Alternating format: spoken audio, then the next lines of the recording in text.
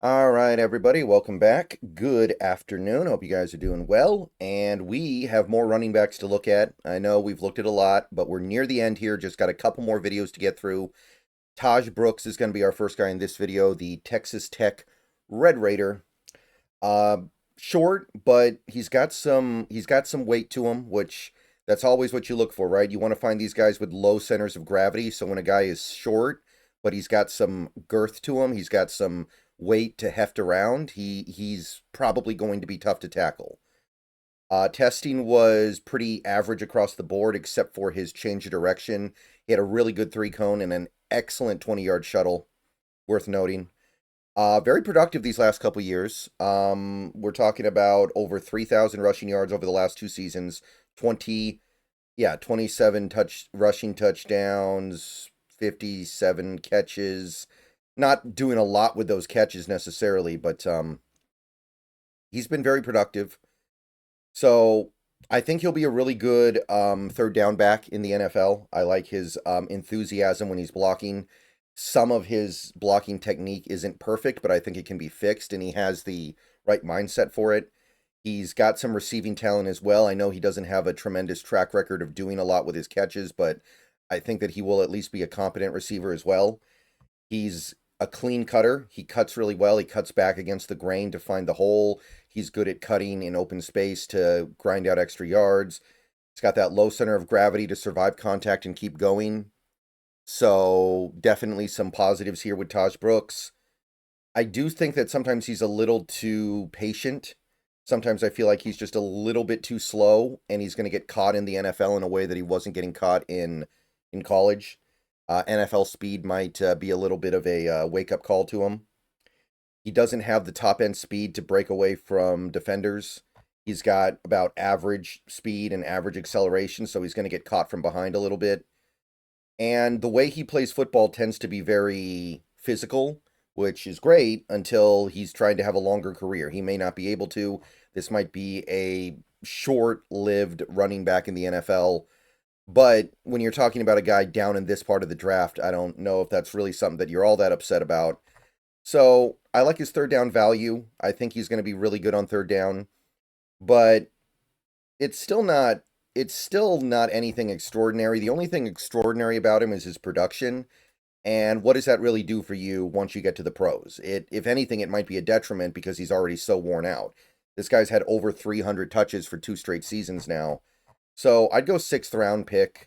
I just kind of feel like the battering he's taking in college is going to hurt his game when he gets to the pros. Okay, LeQuint Allen Jr. of the Syracuse Orange. Very young, going to be 21 when the season starts. He's lean, which is not necessarily what you're excited to see from a running back. 6 feet tall, 204 pounds. So he's got more height than he does weight, for sure. Pretty long arms. Uh, Only did his jumps at the combine. They were okay, a little above average.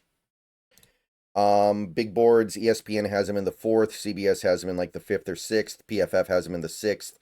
Aggregate, though, actually has him down in the early seventh. Last 2 years, 2,000 rushing yards, 25 touchdowns. Not super efficient or anything. We're talking about 4.4 yards a carry, but over 100 total catches. This guy is catching passes out of the backfield constantly. It is maybe the most notable thing about him. He catches out of the backfield like crazy. Positives with him: vision and awareness. He's got the vision and awareness to follow his blockers. He's got the vision and awareness to know where to go. He knows how to read the play and know where it's going. Very good on third down, not just as a receiver. Like I said, over 100 catches over the last two seasons, but also he can block. He can also pick up blitzers. He picks his spot and he goes with authority. He's one of those one cut and go guys. He knows how to plant his foot and just head up field when it's time. His cuts are quick and sharp, so he's going to be one of those Shanahan backs, I think, as a running back. And he'll be good on special teams as a cover guy, I think. I don't think he'll be a return man, but I think he can add value as a coverage guy. That's going to help a little bit here. Now, this does come with some issues. Like I said, he's very lean. He's more tall than he is big, and that often means you're easier to knock down. You have a big contact window and you don't have as much contact balance. He's not somebody that you can rely on to fall forward at the end of the play. He's somebody who just kind of gets crumpled down, and that's that. And he doesn't have the speed or acceleration to break away from defenders. And he doesn't have a ton of imagination in the open field. He really is one of those one cut and go backs where he's going to get stuff done, but he's not going to create extra yards at the end of the play. So I really like him as a third down back. I think there's a lot of appeal there. I like him better than a lot of third down backs in this draft. I think that he'll be serviceable as a runner, although there are some real limitations there. So I'll go early 5th round on LeQuint. I think I'd go early 5th round. I think that would work. I think that would make sense. And I think he's going to be valuable in the NFL. That special teams value pushes him up a little bit too. If it wasn't for that, maybe I'd say like late 5th rounder. All right, so that's LeQuint Allen Jr. Let's move on to our third running back for this video. Raheem Rocket Sanders. And if you know that name, it's because he used to be a much bigger deal. There was a time where it looked like he was headed to being like a 2nd round pick. And those days are long over. Now he's just fighting to get drafted, honestly. Transferred to South Carolina last year. 23 years old. He's got pretty good size and speed. So his traits and measurables are good. He's big and fast. He's got reasonably long arms. He's got some explosion as well in his hips. Big boards, ESPN likes him the most of the ones that I saw. He's like in the late 5th, early 6th. CBS puts him in like the 6th. PFF puts him undrafted. The database puts him in the 7th. So nobody's really all that high on him. And you can kind of see why. Last year he had a good season. He had, if you combined it, over, well, he's not over, but right around 1,200 yards from scrimmage and 13 touchdowns. But it's still not super spectacular. And the year before he did basically nothing. I think he got hurt. 2022 was the last time he was really dominating, which is why it was off of 2022 that people thought he was going to be a top pick. 2022, he gave you over 1,700 yards from scrimmage and was hyper efficient as a running back. 2023, like I said, nothing. 2024, much less efficient. So there are still positives here. He's unpredictable and difficult to contain in the open field.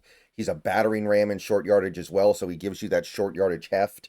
Knows how to shift gears to confuse the defense as well. He knows how to use his tempo and pacing to knock defenders kind of to sleep and then just blow past them.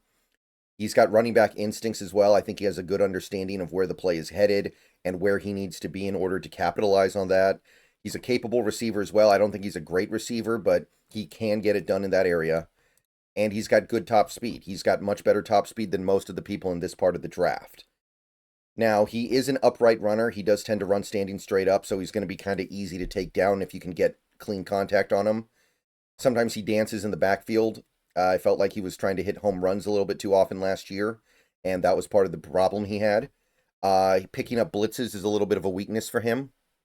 I think that while he's a good receiving back, he's not going to be a great overall third down back. And again, he just hasn't been over the top productive in 2 years now. Like 2024 was good, but you'd want more. And 2022 was his best season by far. So definitely I understand why the appeal has dropped off here. He at one point was expected to be a top drafted running back. Now he's going to just try to get drafted. I still see some of the potential that made him interesting. He's got size and he's got some speed. I still see why he was coveted at one point. So I'd go 5th round. I'd bite a little bit early here. Okay, one more guy for this video. It's Kalel Mullings of Michigan, the Wolverine. There are a couple Michigan running backs in this class. Mullings is right now, I think, considered to be the more coveted one. 22 years old, 6'1.5". So very, very tall for a running back, a lot of weight. So right away, you kind of get an idea of what Mullings is. He is a big power back. He is, I think a couple people have compared him to Roschon Johnson. So it's kind of like that. Long arms, big hands. You can see that a few big boards actually have him up in the 5th. Aggregate has him more like in the late 6th, early 7th, though. Only has 1 year of production, and he almost got to 1,000 yards. So there's not a lot of mileage on him, but we don't have a track record of great production, so it's a double-edged sword. Quite simply, his size is his biggest asset. Opposing defenders can look at this guy and just, they don't really know what to do because he's big. He's much bigger than a typical running back, and there are going to be defenders out there that just look at him and go, I don't know what to do here. He's got great ball security, not a fumbler, wraps the ball up well. He's a good blitz pickup guy. He's really good at picking up blitzes out of the backfield, so he's going to be good in pass protection. He's got contact balance to take a big hit and keep on moving down the field.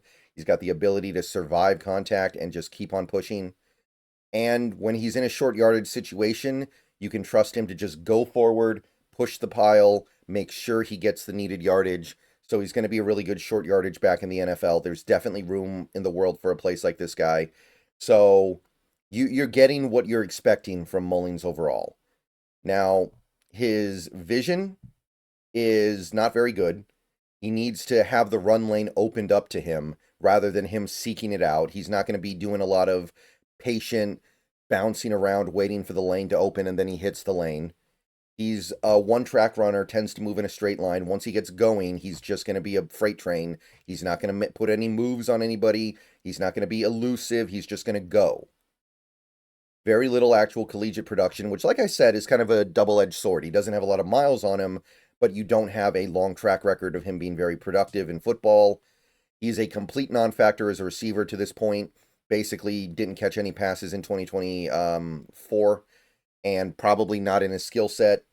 And he is very slow to pick up speed. He does need some time to slam on the gas before he gets up to his top speed. So classic power back. He does exactly what you'd expect and nothing more. So there's enough here to belong in the NFL, but not by much. So I'd go 7th rounder, maybe 6th. I could talk myself into a 6th round pick because he does fill a role pretty well with his power. But at the same time, there's just not enough else going on here for me to really get excited about it. All right, that's it for this video. See you guys later. Go Hawks. One more later today.